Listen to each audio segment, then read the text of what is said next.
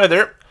So when you have a school or any large commercial building that has thousands of feet of plumbing piping in it, you often have what's called a circulation pump. And what this pump does is takes water from the hot water tanks and just keeps it moving through the pipes on a continuous basis so that when you turn on your hot water tap 300 meters away from the source here, you actually don't have to wait too long to get hot water. However, this one isn't working quite right, and while I'm no expert, this is how I could tell.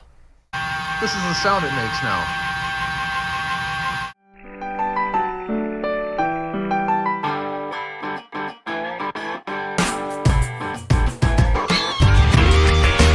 Buckle up for safety as I give you a day in the life of facilities maintenance. Fortunately, replacing a circulation pump on a system like this is pretty straightforward. There's a shutoff right here. There's another shutoff valve down here. That will isolate it. And I just turn the power off, disconnect this, unbolt this, bolt a new one in place, energize it, open it back up, turn it on. This switch has a memory, so if you shut the power off, the LED display on the front of it does not also shut off. So I can't verify that the power is off unless I actually pull the switch out of the box like this and then verify. Grundfas. I'm replacing the existing circ pump with the exact same model. Makes my life easier because then everything fits exactly the same. And good, it does come with 2 new seals. I wasn't sure about that, so I was hoping that the existing seals would still be in good shape. Look at these little lug connections they give you here. Spring loaded. Ground, neutral, and line. Interesting. Very nice.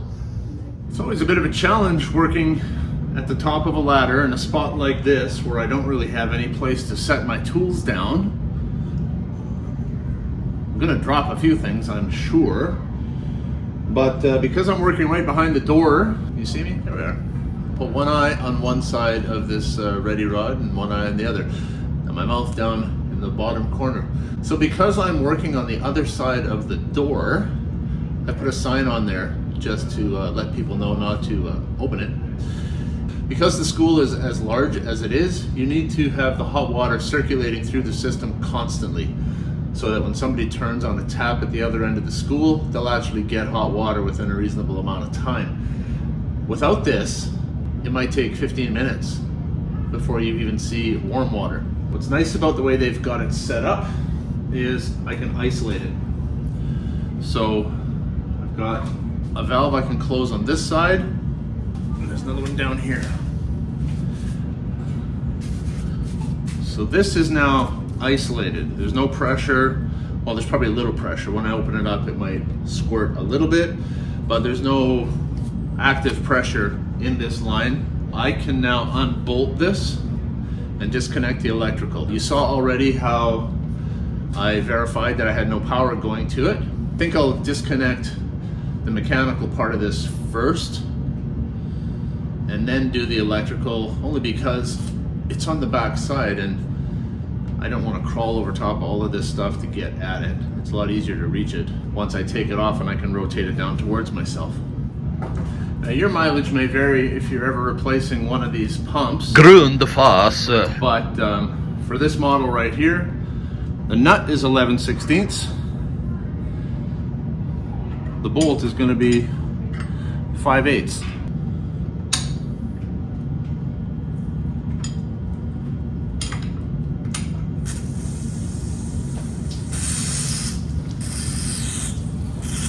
Let that bleed out.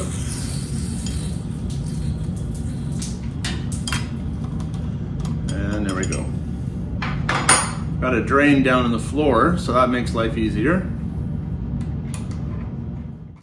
I really wasn't kidding when I said this was a very straightforward procedure.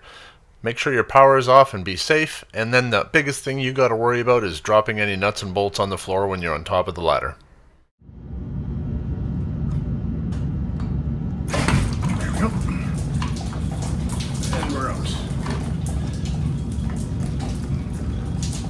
It's a good thing we got a big floor drain right underneath us here.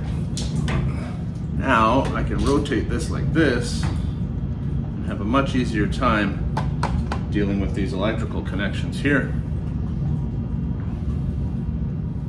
I've brought my electrical tester up with me because after I remove this cover, I want to check for power at this end. You can never be too careful, especially when I'm dealing with a plumbing application where like my elbow is resting on this brass mixing valve right here. Like I'm so well grounded that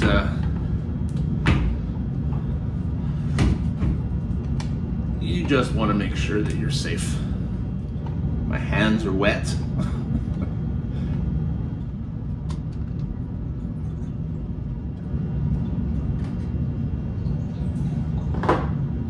Okay, our power is definitely off. So let me show you what that is.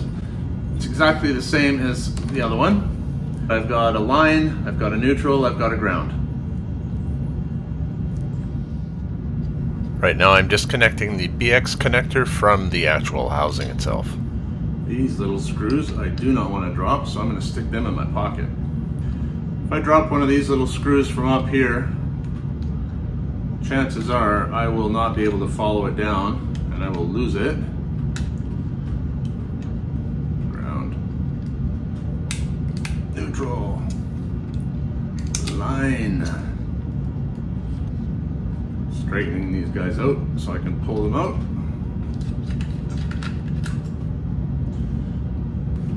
So now I'm free. Just need to thread this guy out of here. Thread him into the new one.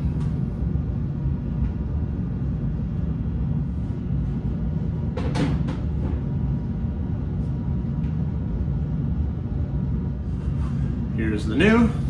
Everything is nice and clean.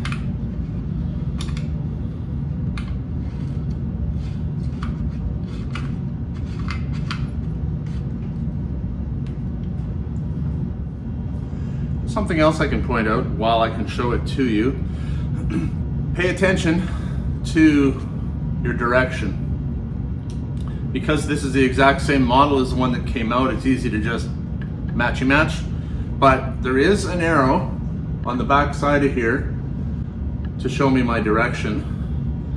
And here's another indicator. There's also a check valve in the end of this, a backflow preventer, to prevent, well, backflow.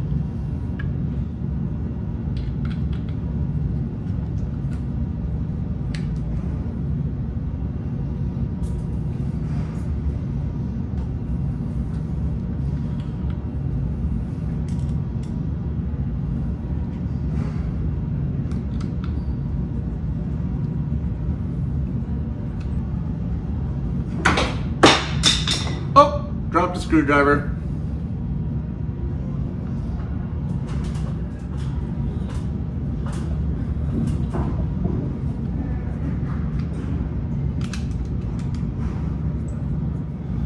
Now, you know what I'm seeing here is that these wires didn't need to be as long as they were, because this little space in here where I'm making my connections is less of a junction box and more of just a cover.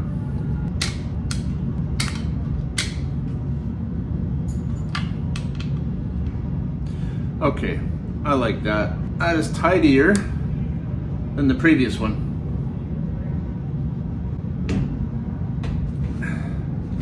And we like the tidy.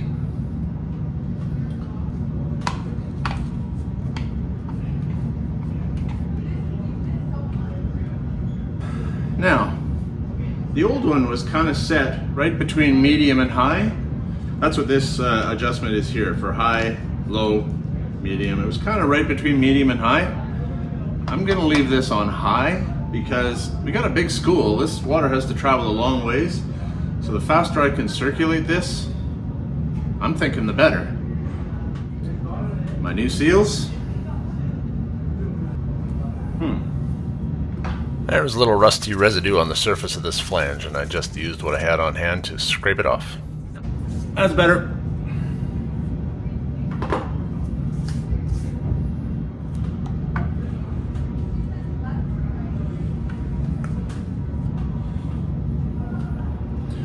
You have to be careful when sliding this in place to not dislodge your freshly minted rubber seals.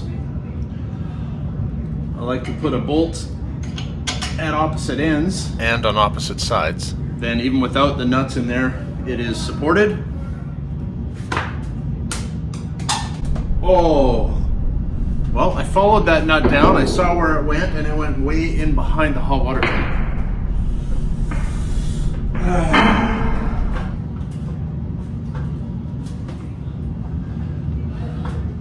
Not just behind the hot water tank, but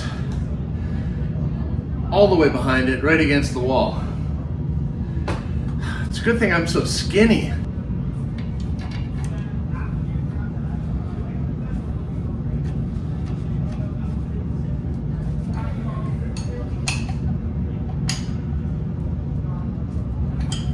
Guten tight. You don't have to over tighten these because the rubber seals are doing the work. Just tighten them evenly in. Really, I'm thinking just if it leaks, then it's not tight enough. If it doesn't leak, then it is tight enough. Okay, so we've got our electrical connected. We've got the pump bolted back in, so we can turn on water again. Now, before you fire it up, something that's very, very important is to make sure that you've got water circulating through here, so everything is wet and lubricated. It needs water to keep cool, which is why I'm replacing this in the first place, because when we shut the water off, this doesn't have any kind of thermal protection in it, and it just kept on running. And running when dry burned it out.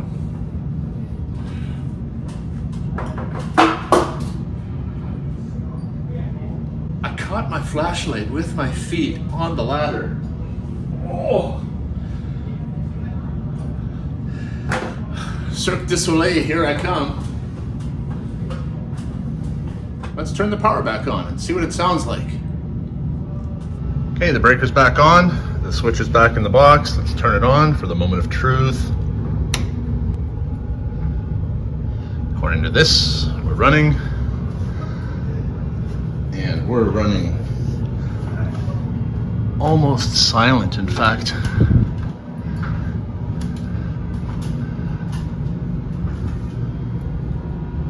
The only way I would know it's running is by touching it. It's super quiet now.